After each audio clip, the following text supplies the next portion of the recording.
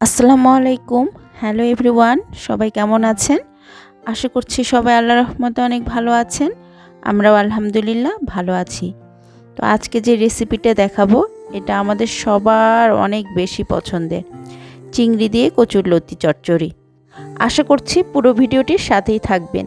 তো এখানে আমি একটি বাটিতে চিংড়ি মাছ, তার ভিতরে একটু লবণ আর একটু হলুদের গুঁড়ো দিয়ে মেখে নিচ্ছি। এটা কিছুক্ষণ ম্যারিনেট করে রাখবো। ম্যারিনেট করে রাখা হয়ে গেলে আমি দিয়ে দিচ্ছি কড়াইয়ে সরিষার তেল। একটু বেশি করে কড়াইয়ে তেল দিয়ে নিচ্ছি। এরপরেই চিংড়ি মাছগুলো দিয়ে সুন্দর করে ভেজে নিব।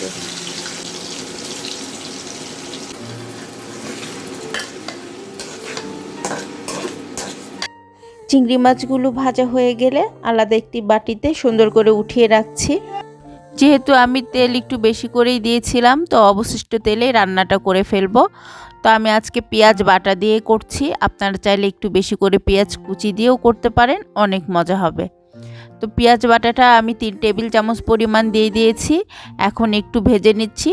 তারপর 1.5 টেবিল চামচ বরাবর আমি আদা রসুন পেস্ট একসাথে দিয়ে দিয়েছি।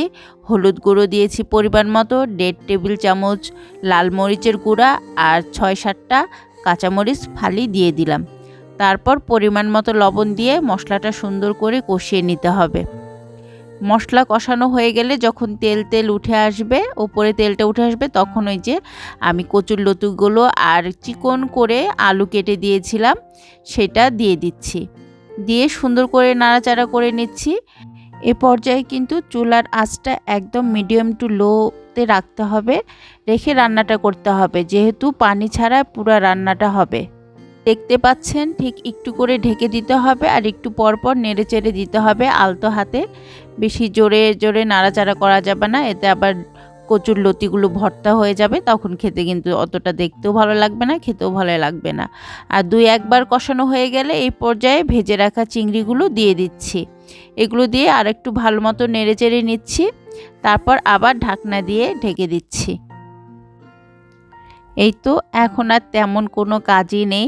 এখন আপনাকে একদম লো হিটে রেখে একটু পর পর আপনার নাড়াচাড়া করে দিতে হবে। আর এই যে তেলেই আর যে ভাপের পানিটা পড়বে, এতেই কিন্তু রান্নাটা হয়ে যাবে। আর এটার স্বাদ অতুলনীয়, একদম মাখো মাখো, কী যে মজা হয় খেতে, একবার ট্রাই করেই দেখবেন। তো আমার রান্নাটা কিন্তু একদম শেষ পর্যায়ে, তেল কিন্তু উঠে এসেছে আর একটু এখন লাগা লাগা ভাব হয়ে যাচ্ছে।